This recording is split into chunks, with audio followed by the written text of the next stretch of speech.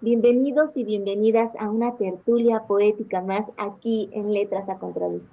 Mi nombre es Ana Berta y el día de hoy tengo el enorme honor de contar con la presencia virtual de una invitada de lujo maravillosa. Ella es Irma Pineda Santiago, escritora de INSAT, estudió la licenciatura en comunicación, la maestría en ciencias de la educación y el máster en cooperación internacional para el desarrollo de los pueblos. Es profesora en la Universidad Pedagógica Nacional, Unidad 203. Escribe la columna La Flor de la Palabra en la jornada semanal del periódico La Jornada. Es autora de varios poemarios bilingües zapoteco-español. Su obra, traducida al inglés por Wendy Cole, aparece en revistas como Poetry y Chicago Review. Sus libros más recientes es In the Belly of Night and Other Poems, En el vientre de la noche y otros poemas, que si no lo puedes también decir en zapoteco o más adelante, como tú decidas. Sí, es Dani la Shupashonarichagi. Muchas gracias. Con traducción de Wendy Cole, Pluralia Ediciones 2022. Además del inglés, sus poemas han sido traducidos al estonio, ruso, italiano, portugués, alemán y chino, publicados en revistas y antologías de América, Europa y Asia. Ha realizado estancias artísticas en el Centro Helen Riabov Whiteley de la Universidad de Washington, Estados Unidos, en el Banff Center of the Arts de Alberta, Canadá, y en la Casa de Arte y Cultura Calle Cisonia, Chicago, Illinois, Estados Unidos. Ha sido becaria del FONCA y del Sistema Nacional de Creadores de Arte de México. Fue presidenta de Escritores en Lenguas Indígenas AC y por el periodo 2020-2022 fue integrante del Foro Permanente sobre Cuestiones Indígenas de la ONU. Pues muchísimas gracias de verdad por haber aceptado esta cordial invitación a estar hoy aquí en Letras a Contraluz. Esperemos te sientas como en tu casa virtual y que disfrutes tanto como nosotros de esta tertulia poética en la que hoy nos honras, de verdad, de todo corazón te lo digo, con tu presencia. La primera pregunta, que creo que es la que en algún momento nos invita a descubrir nuestra verdadera vocación, es ¿de qué forma descubriste tu pasión por la poesía? ¿Cuándo fue ese primer momento en el que un poeta te cautivó tanto o una poeta te cautivó tanto que dijiste, yo quiero escribir como él, como ella? ¿Cómo fue ese proceso? Uy, ¿qué tal? Buenas tardes. Un gran abrazo, Ana Berta. Muchas gracias por haberme invitado a Letras a Contraluz. Y bueno, arrancas fuerte, porque fíjate que yo creo que no fui yo quien descubrió la poesía, sino creo que la poesía me atrapó a mí, llegó a mí. Desde muy pequeña, de muchos modos, creo que fui privilegiada al tener como madre y padre a un par de profesores que les gustaba la literatura en general, la poesía, los cuentos. Y entonces esto me llevó a que en casa pues hubiera libros, que se acostaran conmigo y con mi hermano a leer en la hamaca. Y esto lo menciono mucho porque siempre vinculo yo el amor por la literatura con el amor de la gente que nos rodea, ¿no? Entonces, yo amo la literatura porque la percibí a partir de este amor de mi familia. Mi mamá se acostaba conmigo en la hamaca a leer un cuento, mi papá se acostaba conmigo en la hamaca a decir poemas o a leer poemas. Y entonces fui como enamorándome de esa musicalidad, enamorándome de ese ritmo, de la palabra, ¿no? Y descubrir que además de las canciones que traían música, había otra forma de melodía que era este ritmo de las palabras. Entonces eso me enamoró y claro, de niña pues ensayaba a hacer de todo, ¿no? A escribir cuentos, a escribir historias raras, a escribir algunos poemitas, canciones que inventaba. Pero yo creo que por ahí de los 11 o 12 años, ya en la secundaria, me di cuenta que la poesía implicaba un reto, a diferencia de otras formas de escritura más extensas, ¿no? Como pueden ser el cuento o la novela. Y es el reto de encontrar la palabra precisa. Tú en un poema tienes que ser más analítico y más sincrético y eso te obliga a un proceso de reflexión sobre las palabras, sobre lo que quieres decir, sobre las emociones que quieres transmitir, y te lleva a buscar las palabras que logran expresar eso sin tener que hacer toda una narración, ¿no? Contar una larga historia para decir algo, sino cómo lo vas a decir con menos palabras, pero que logra expresar eso que tú quieres decir. Y ese reto a mí me parecía fantástico, y creo que al final es lo que me enamora más profundamente de la poesía, además del ritmo, como este juego de estar encontrando la palabra precisa siempre. Y ya desde la adolescencia me quedé con la poesía, y pues bueno, a lo largo del camino he ido descubriendo varios autores que me gustan mucho, ¿no? Los de mi tierra, que me encanta, Pancho Nácar, que es uno de los poetas que leo mucho porque escribió desde el dichasao, desde el zapoteco, pero con rima, entonces pues todo el tiempo está esa musicalidad ahí. Y otros autores, ¿no? Como Gabriel López Chiñas, Macario Matus, Víctor de la Cruz. Te estoy hablando ahorita más de hombres porque pues en mi cultura eran los que empezaron a escribir. Las mujeres realmente llegamos mucho más tarde a la literatura o a la historia de la literatura zapoteca, y pues ya de ahí leer a Natalia Toledo, a Rocío González, a otras compañeras como Claudia Guerra, Paula López, y pues bueno, una nueva generación que está surgiendo ahora. Pero pues esto fue lo que me fue enamorando, y que también encontré en la poesía este camino para hablar de las cosas que a mí me emocionaban, me afectaban, me dolían, y que no podía decir de otra manera, ¿no? Más que escribiéndolas. Esa es un poco la historia. Es una situación muy fabulosa el hecho de que nos estás mostrando con el ejemplo que sin duda alguna la enseñanza, la educación de los padres para que los niños se acerquen a la literatura es desde el hecho de leer con ellos, de estar compartiendo esas lecturas y de invitarles a que su creatividad y su imaginación afloren a través de esas historias. Y eso es algo que es tarea no solo de los profesores ya que están en las escuelas, sino viene desde casa, desde los hogares. Eh, Ahora, ya nos comentaste también qué qué autores y autoras han marcado parte de una influencia en tu vida. Ahora, ¿qué libros en este caso podrías mencionarnos que te han influido de tal forma que ha llegado un punto en el que dices, si no hubiera leído este libro, mi vida no sería la que es? Que te revolucionaron el pensamiento, llegaron a tu espíritu, te hicieron sentirlo en las entrañas. ¿Cuáles son esos libros? Mira, algunas novelas, creo que en la adolescencia, bueno, un poco antes, yo creo, yo fui muy curiosa siempre, y entonces estaba buscando como historias. Y en mi pueblo, en Cochitán, el escritor Macario Matos había creado una biblioteca infantil. Entonces ahí podíamos entrar libremente sin tener que hacer credenciales ni llegar con zapatos, nada. Llegábamos descalzos, con los pies llenos de lodo, porque eran calles sin pavimentar, y así entrábamos. Y entonces, pues claro, había muchos libros ilustrados, ¿no?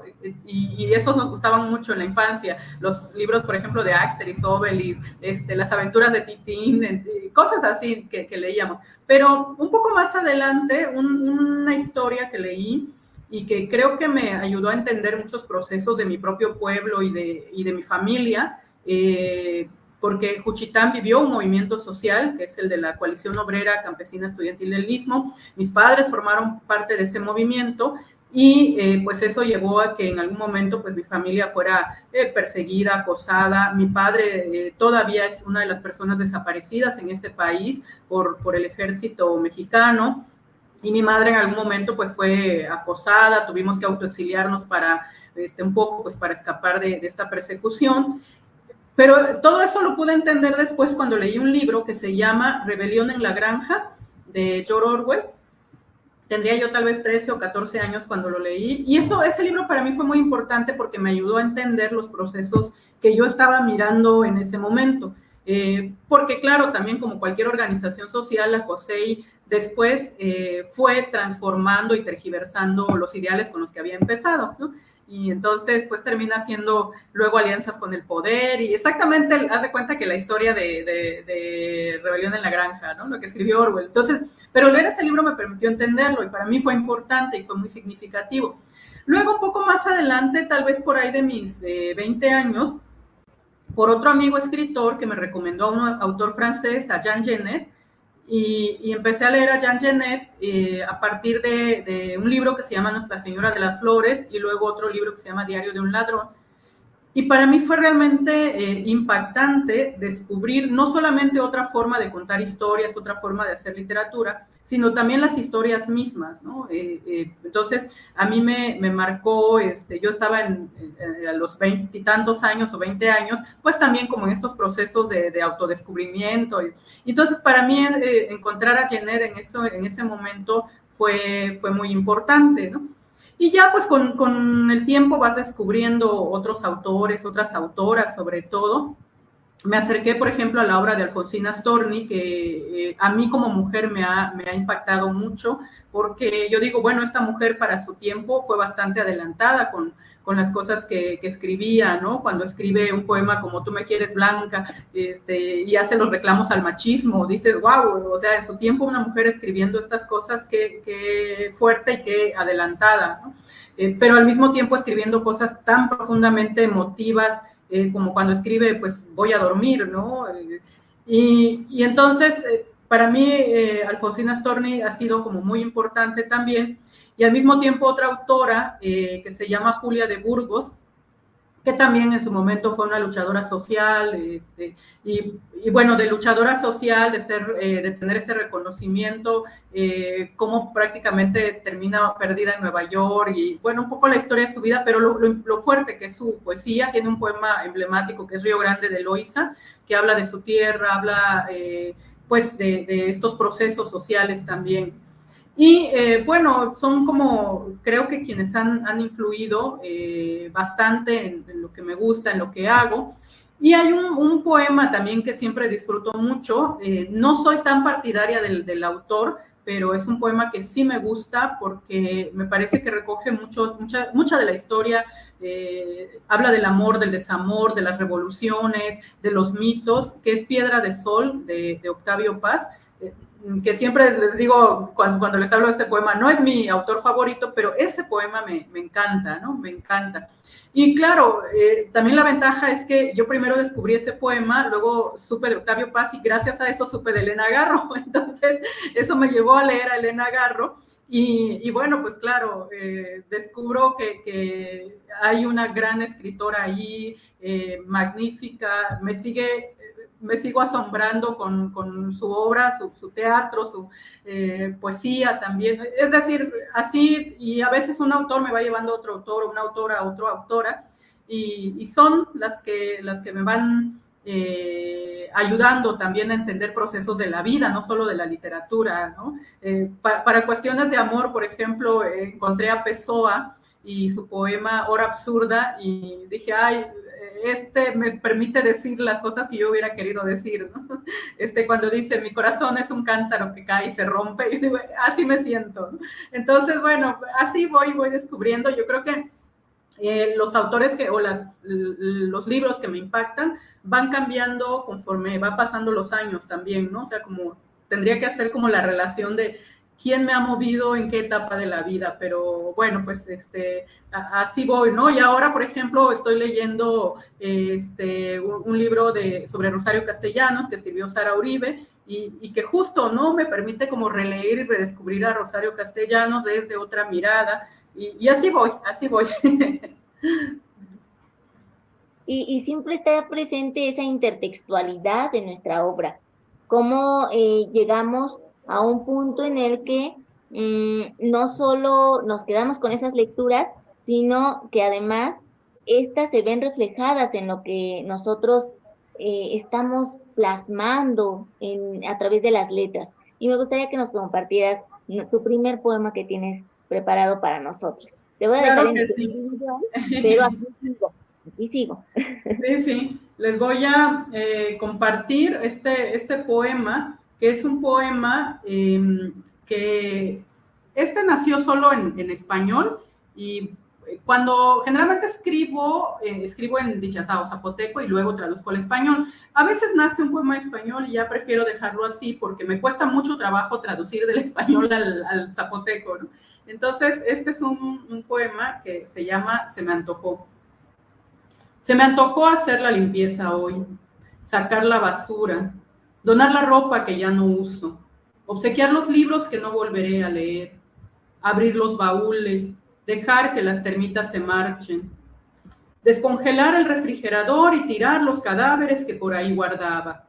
No negaré el dolor. Nunca es fácil desprenderse de lo que se ama.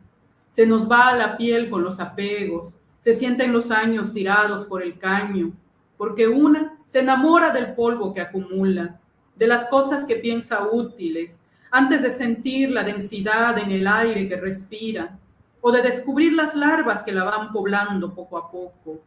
Una se resiste, puede pensar que es cosa de tiempo, para que todo vuelva a su sitio o a su curso, y no admite que la basura y los cadáveres se pudren y que es mejor tirarlos o enterrarlos para siempre, antes de que contaminen toda la casa y ya no sea posible sembrar más flores en el jardín. Gracias.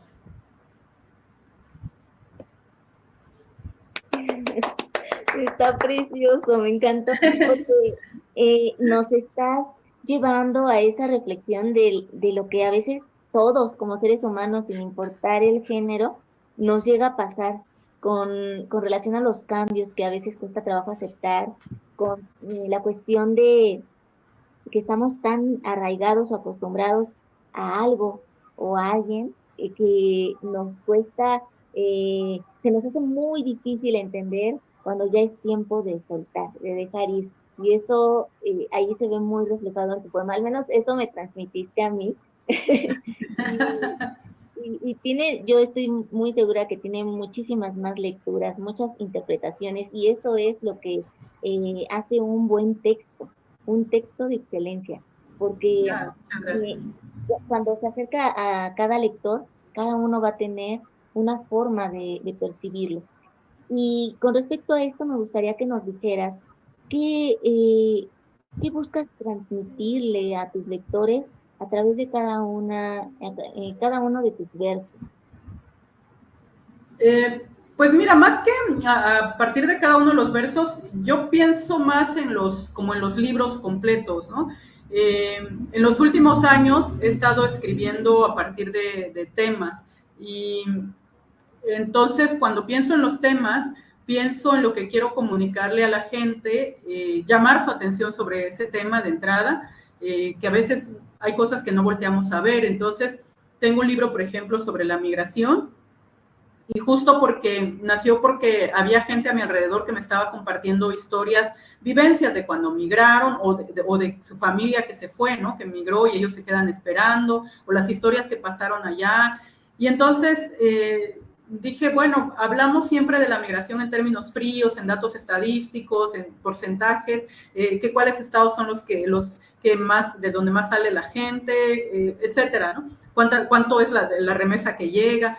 Pero dije, no había visto en ese momento algo contando las historias, las emociones, el dolor, la esperanza, el miedo, pero también la alegría, o sea, todo lo que pasa, las emociones que se vinculan al proceso de migración. Y entonces decidí armar ese libro, ¿no? Que es el de La nostalgia no se marcha como el agua de los ríos, para contar estas historias y compartir con la gente que la migración no es solo las remesas o muertes, ¿no? Sino que también hay estas emociones y que hay emociones tristes, pero hay emociones de alegría y de esperanza. Era un poco eso. Cuando hice el libro de La flor que se llevó, pues lo que quería compartir con la gente era este reconocimiento de una violencia que está presente en las comunidades indígenas y que es una violencia de Estado, ¿no? Con el ejército como brazo armado, con las fuerzas armadas, cómo entran y violentan las comunidades, y donde en todo esto al final las que sufren más la represión y pues toda esta violencia de Estado terminan siendo las mujeres, ¿no? Mujeres pobres, con un montón de carencias, sin acceso a la educación para empezar, o a una vivienda digna, o a un montón de cosas, y terminan siendo las más violentadas. Y sí quería llamar la atención de la gente sobre este tema de cómo se violenta desde el Estado a las comunidades indígenas. Y el libro, por ejemplo, de Azul Anhelo, que es un libro que ahí sí es muy específico sobre las distintas formas de violencia que sufrimos las mujeres, desde la violencia cotidiana con tu pareja hasta una violencia estructural, ¿no? Que no hay escuela en tu pueblo, que no tienes trabajo seguro, que tienes que emigrar para sobrevivir, o sea, como todas estas historias que vivimos las mujeres, como mujeres en sí, pero también como madres, como hijas, como compañeras. Y más bien así lo voy pensando, ¿no? Te digo, en primer lugar, llamar la atención sobre un tema, y en lo siguiente es que a partir de estos poemas la gente pueda conocer las emociones que se involucran en los diferentes temas que vamos tocando. Entonces, un poco por ahí es la intención. Claro que pues yo escribo algo que después va a tener o puede tener muchas interpretaciones. A veces me he sorprendido de cosas que yo escribo pensando en algo y que la gente me dice, yo entendí esto, ¿no? Y puede ser algo distinto, pero está bien, porque creo que esa es la magia también de la palabra, que una crea un poema y lo sueltas, y yo siempre digo que a las palabras le salen alas porque vuelan por otros lados y tienen otras interpretaciones, ¿no? Entonces, bueno, se vale también que despierte la imaginación de la gente. ¿Nos podrías compartir un poema de estos dos libros? ¿Lo tienes a la mano? Sí, tengo, por ejemplo, el de la migración que te decía, y ahorita comparto uno de La flor que se llevó, ¿no? Este es el de La nostalgia no se marcha, que dice, Kunda agiba hasta el levelegi lugia ya, kadiba kusagi kuya anga la aka, kadibe saludiu shikayuya china, mashachi ngaspido be, nisigidi la gakaruluika, shisi, rindisalwa giba, neruluika ya hasta el levelegi, vianidu shunda anika yoro gigibakanga. Me llueve el cielo su infinidad de estrellas. No son luciérnagas que danzan, ni son los ojos de Dios los que me miran. Hace tiempo que sus santos solo nos muestran la piel de sus párpados, pero alzo la vista y el cielo me llueve su infinidad de estrellas. Son feroces luces en las torres de metal. Y leo de una vez de La flor que se llevó, que dice, Bila ligaganda nya tigedandara silud ninuna vena na la caruti guyesi tunechinesio shkendaruyachi kangi ustiu ga chikaya navesayaga ragedando gula kimeshavido tiku nda ayaluka ge tustiu nekazitu nulu siuji gutoppalu negesani gusaka negu nalula aka netigilchiro neguchi bigeu kayuna ne salubeu Yanna washaguye, tikangiu ninakulari nagaka, zeda kalugyo. Sálvate mientras puedas, madre, que la memoria cuando duele tanto nos mata. Márchate lejos sin llevar a cuestas, más que la mirada tierna de tus hombres, enterrados bajo el Guanacaste. Al sitio que llegues instala un altar para velar por tus muertos en la distancia. Ya tendrás tiempo de recoger sus pasos, de recordarlos con aullidos que asustarían al coyote frente a la luna llena. Pero ahora vete, que los hombres de verde vienen por ti. Gracias.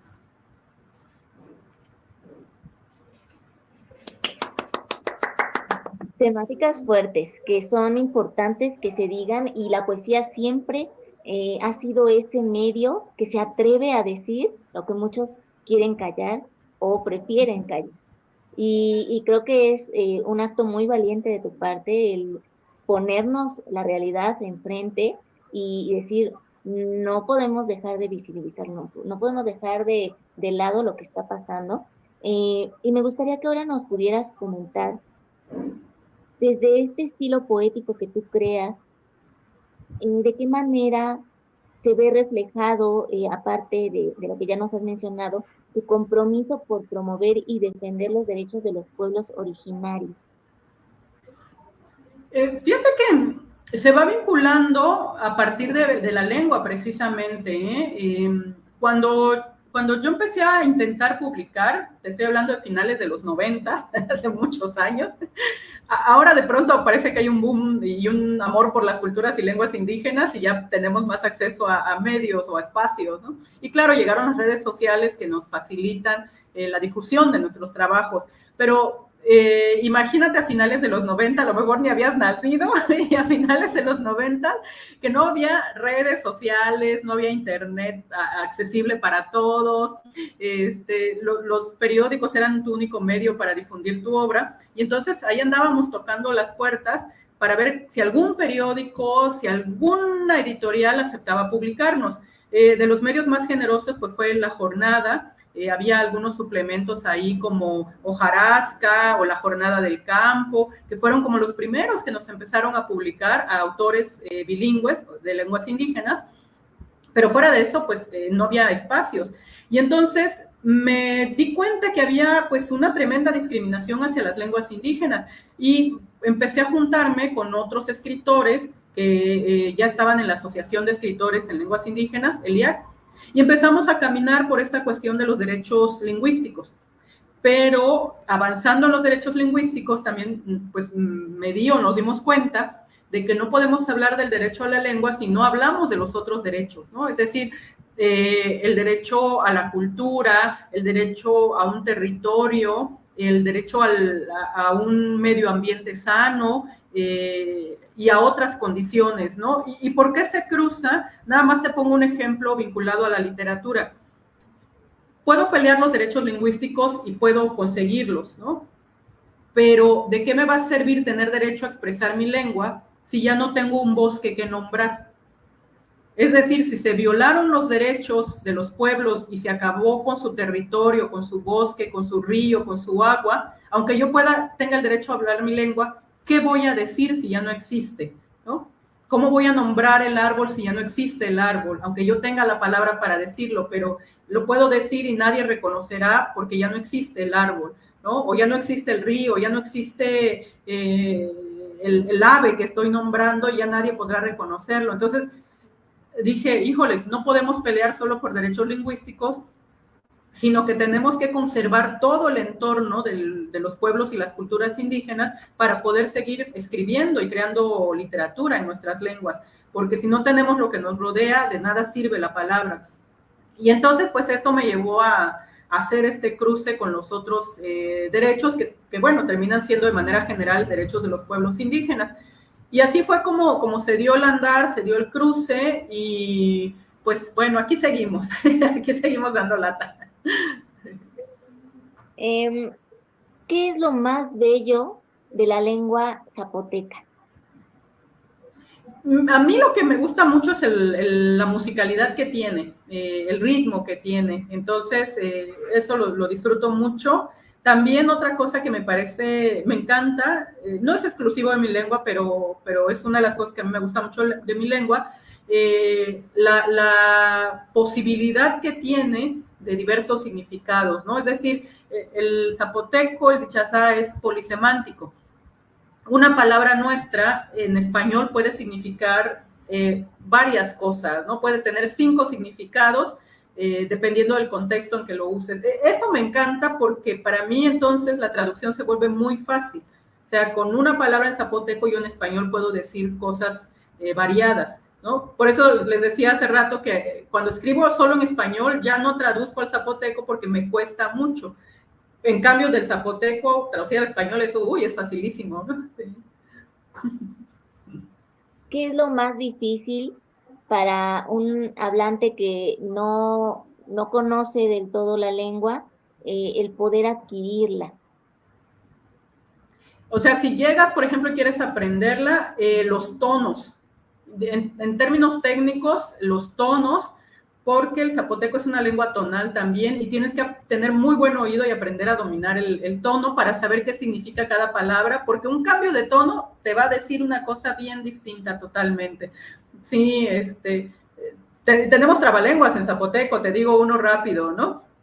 Que dice, no lo voy a decir tan rápido para que puedan distinguir un poco las palabras. Tibichi, bijibi, tibichi, bijibi.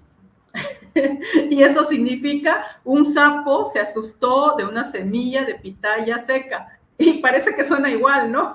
Pero cambia, ¿no? Tibichi, bijibi, tibichi, biji, biji.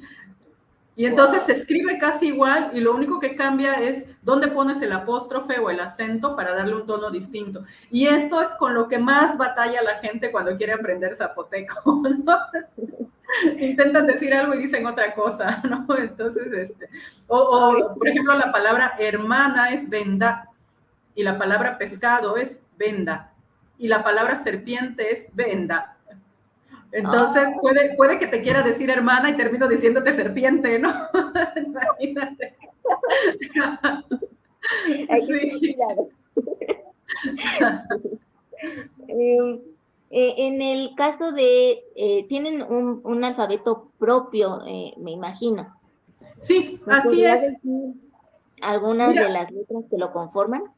Fíjate que somos de las primeras culturas que contaron con un alfabeto desde 1956. Claro, este trabajo llevó muchos años. Mis paisanos desde de 1935 crearon la Academia de la Lengua Zapoteca y hasta el 56 lograron más o menos organizarse con apoyo de unos lingüistas y desde entonces tenemos un alfabeto práctico para la lectoescritura del zapoteco del Istmo, así se llama.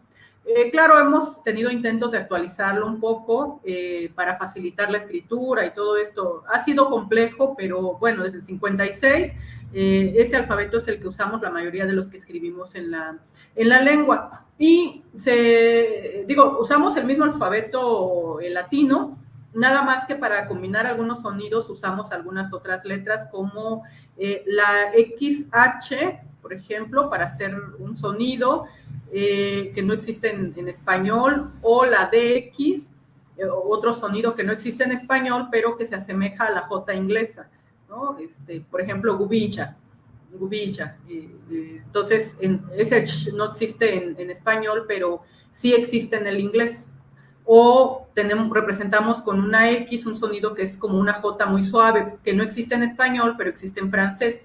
Entonces, ahí hay que tenerle un poco de práctica y entenderle, pero tampoco es tan complicado, no es muy complicado. Y además ahora ya hay muchos cursos de zapoteco, ya en línea se dan varios cursos, en Ciudad de México hay paisanos míos impartiendo cursos, en Estados Unidos hay cursos de zapoteco, ¿no? Para los paisanos, entonces sí se ha facilitado ahora.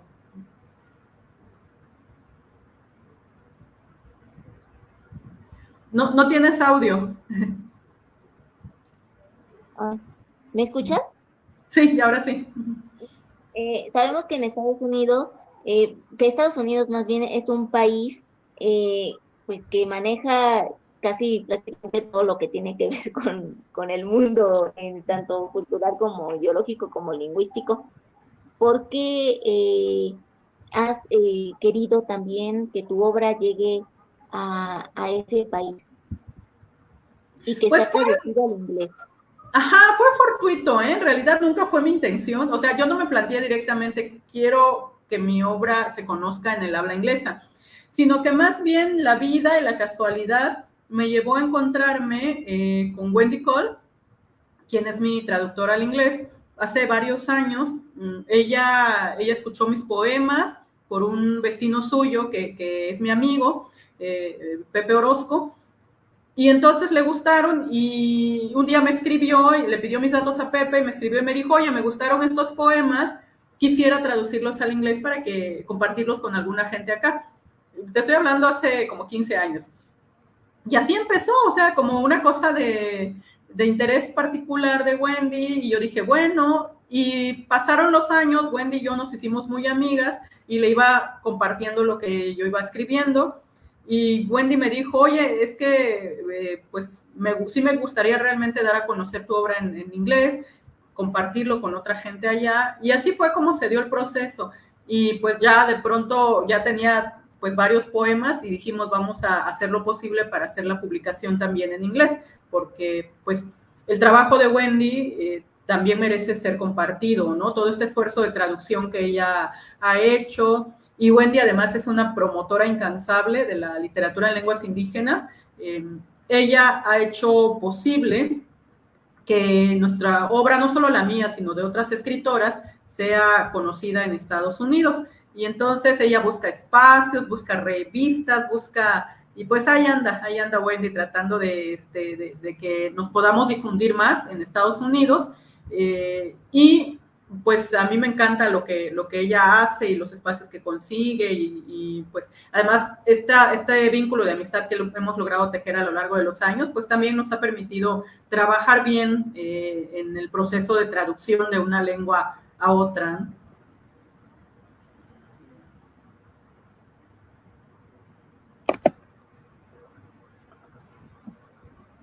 Estoy teniendo problemas de conexión, pero tú por favor continúa hablándonos de toda tu trayectoria, si vuelve a pasar, por favor.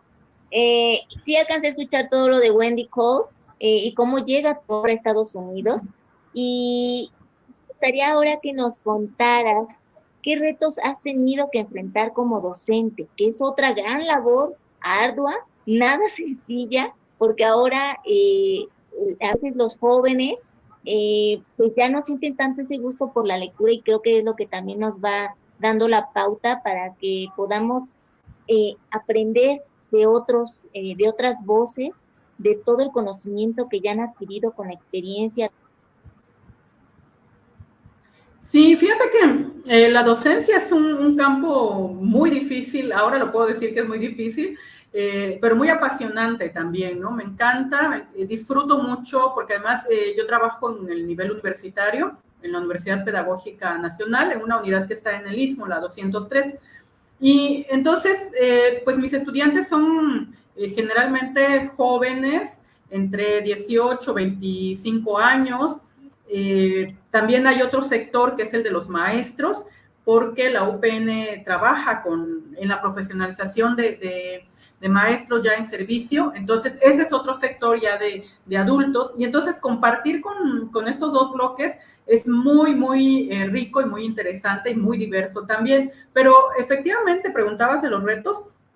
Y ahorita te puedo decir que uno de nuestros principales retos como docentes es la tecnología, ¿no? Porque curiosamente nos facilita muchas cosas, nos facilita el acceso a la información, nos sirve como material didáctico también, nos sacó adelante en el Istmo cuando tuvimos el proceso del sismo, el 8.2, y no podían, se nos cayeron las escuelas, literalmente se derrumbaron nuestras escuelas, las casas, todo, y la forma en la que pudimos sacar los semestres era pues por el WhatsApp, por correo electrónico. En ese momento todavía no podíamos tener el acceso a las plataformas de transmisión, pero el correo electrónico, el WhatsApp, los mensajes nos salvaron, ¿no? Y luego, pues en COVID o durante la pandemia, también el hacer uso ya de las plataformas, para ese momento ya teníamos acceso, nos permitió seguir trabajando, seguir dando clases.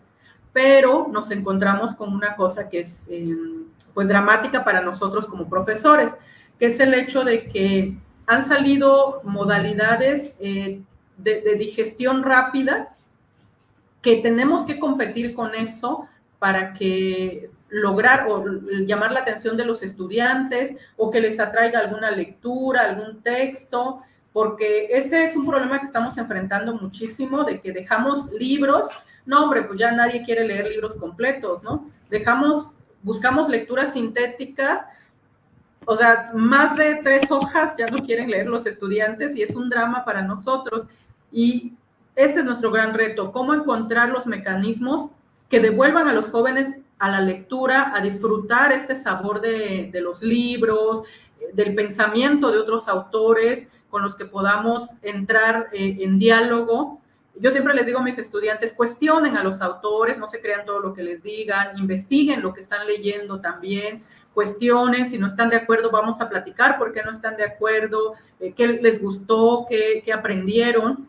Y eso ha sido muy, muy difícil ahora, ¿eh? Lo noto porque pues tengo muchos años como docente, como unos 20 años, y noto cómo trabajaba con mis primeras generaciones a partir de libros completos, ¿no? Que decíamos, en el semestre vamos a leer tales libros, y los leíamos, y los compartíamos, y dialogábamos.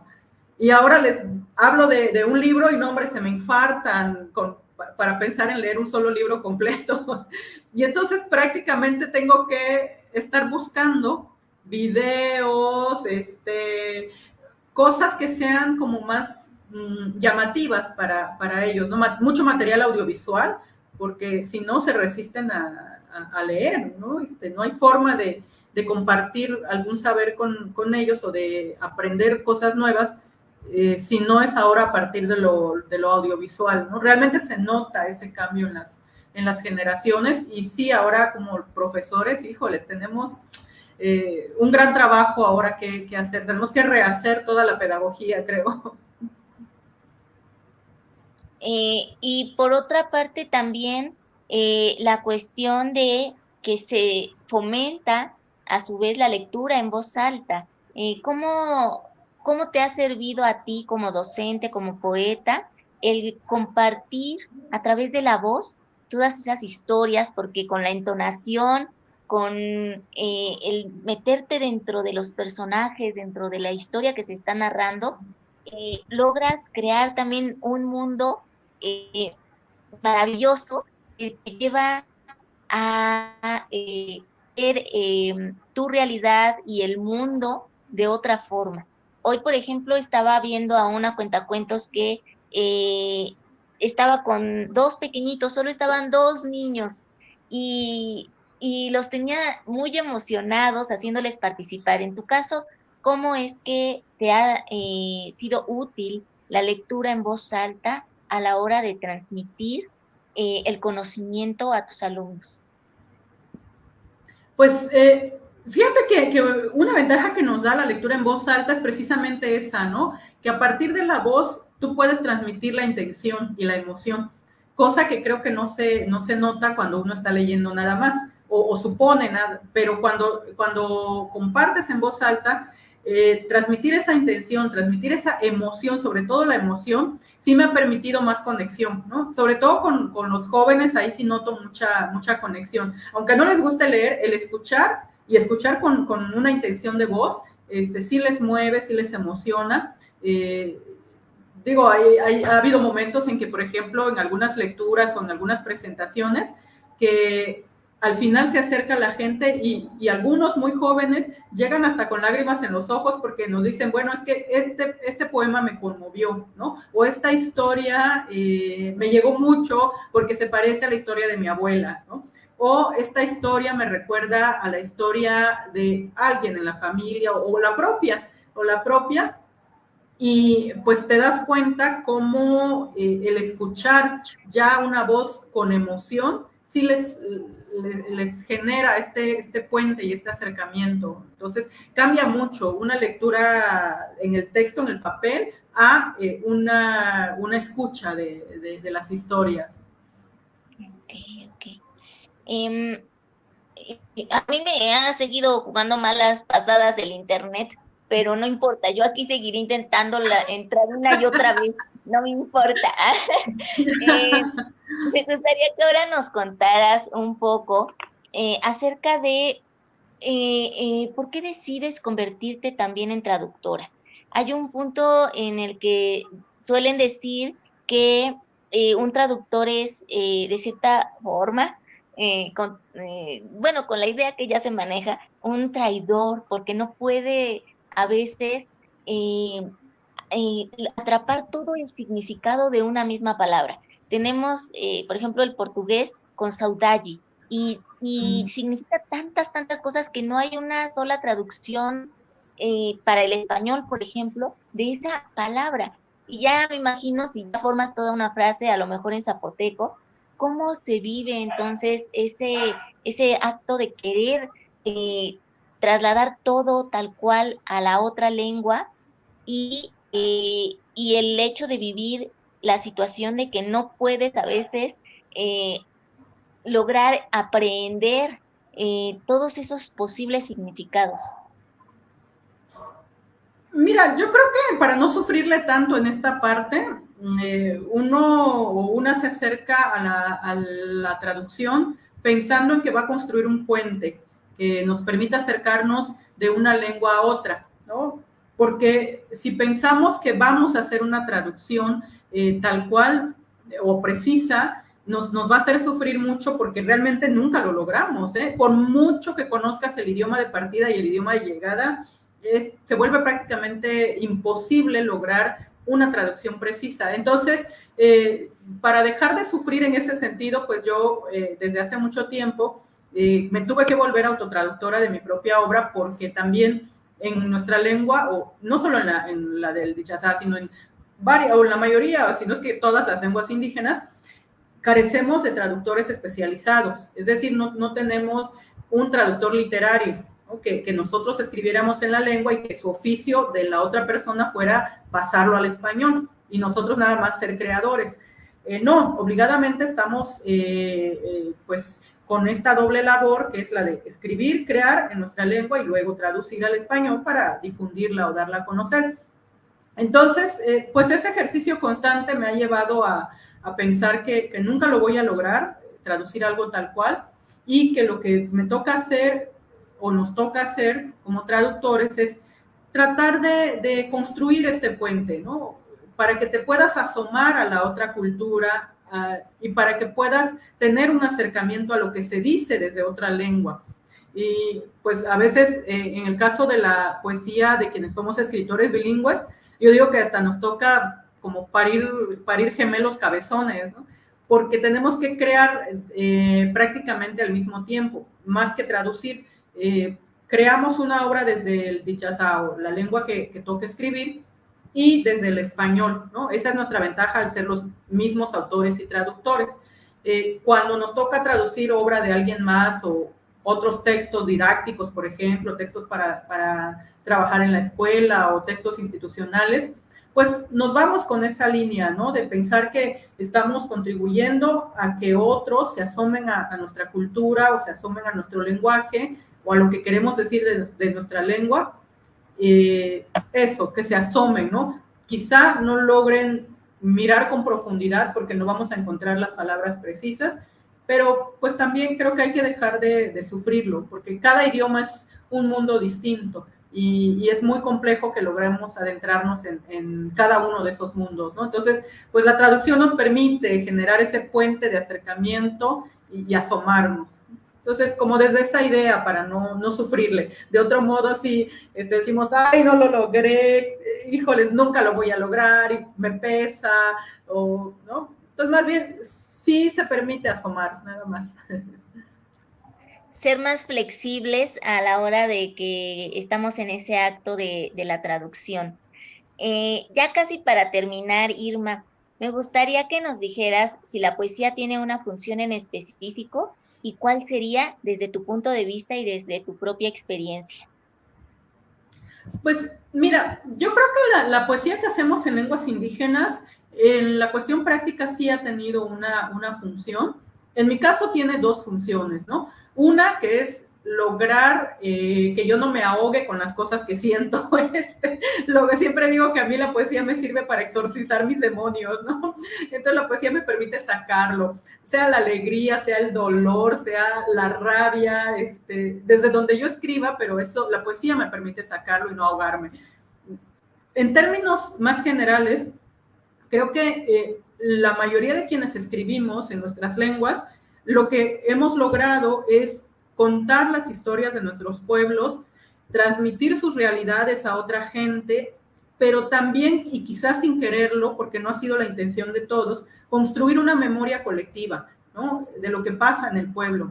Y yo me pongo a pensar que yo conocí muchas cosas de mi pueblo, o el paisaje de mi pueblo, principios del siglo XX, gracias a la poesía de los autores que yo leí, ¿no? Como Pancho Nácar, que dibuja también muchos paisajes con sus palabras, y yo digo, ay, así eran las calles del pueblo antes, ¿no? Hace un siglo, o así se enamoraban los muchachos y las muchachas hace un siglo, a partir de la poesía. Y mi sueño es que en muchos años la gente voltee a ver lo que escribimos ahora y diga, ¿no? Así eran las cosas en ese tiempo, así se vivía en ese tiempo. Por eso te digo que sin querer creo que también hemos ayudado, por un lado, a hacer que se vean las realidades de los pueblos indígenas, o que mucha gente voltee a ver a los pueblos indígenas, y por otro lado, hacer esta especie de memoria colectiva que quizá en unos años ayude a que otras generaciones tengan un poco de historia de sus pueblos, de su cultura, de su lengua, y esa idea me gusta mucho, ¿no? En ese sentido, me parece que sí cobra una función social, tiene una función social, la poesía que hacemos desde pues, los idiomas originarios. En el caso de este periodo de literal que fue de pandemia, en el que fuiste integrante del Foro Permanente sobre Cuestiones Indígenas de la ONU, ¿qué experiencias positivas te dejó?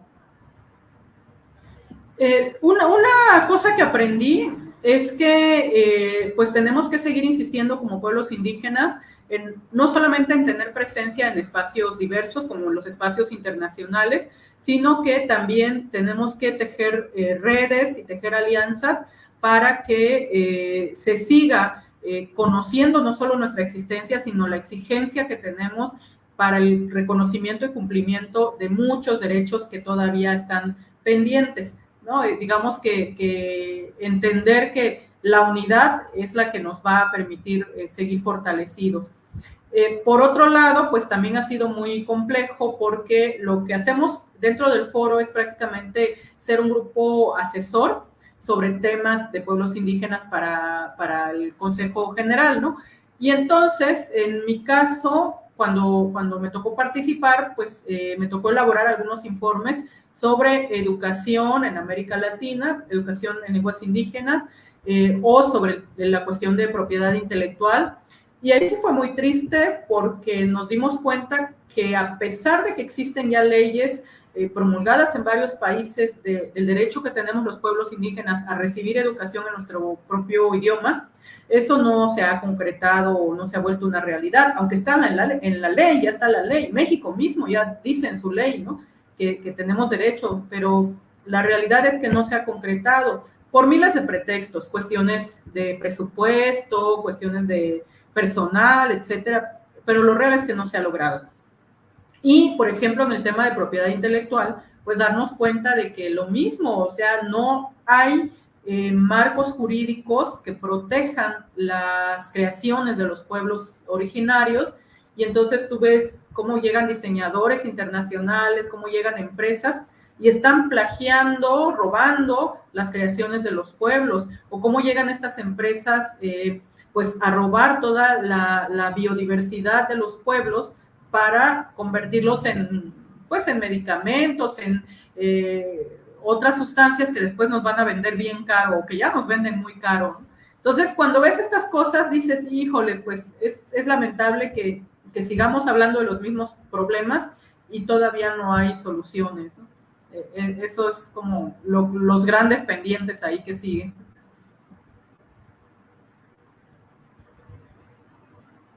¿No algo de tu autoría? Ya para ese cierre perfecto.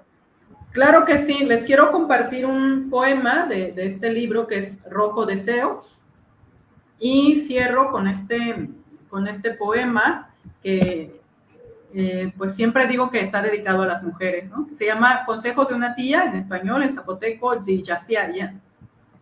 Guzanandi la de Vini, Kadina Kabenualu Yuguba.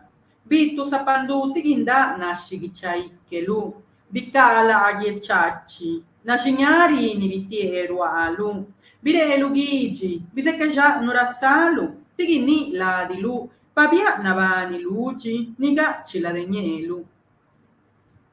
Debes andar erguida entre la gente, que nadie piense que te agobian los pesares.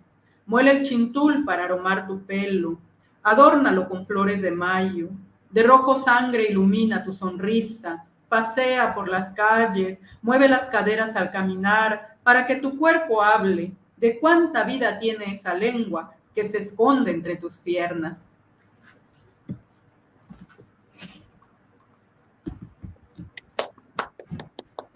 Muchas gracias. Muchas gracias, Irma. Ha sido de verdad todo un lujo, un placer el haber contado con tu presencia. Tu blusa está preciosa. No sé si Gracias. tú la bordaste, pero hermosa, hermosa, de verdad. Muchas gracias, Ana Berta. Pues un gran abrazo para ti, para el equipo técnico que hace posible este programa, Letras a Contraluz, y para toda la gente que nos está viendo en esta transmisión. Cuídense mucho, les dejo un gran abrazo y pues nos saludamos muy pronto. Hasta luego.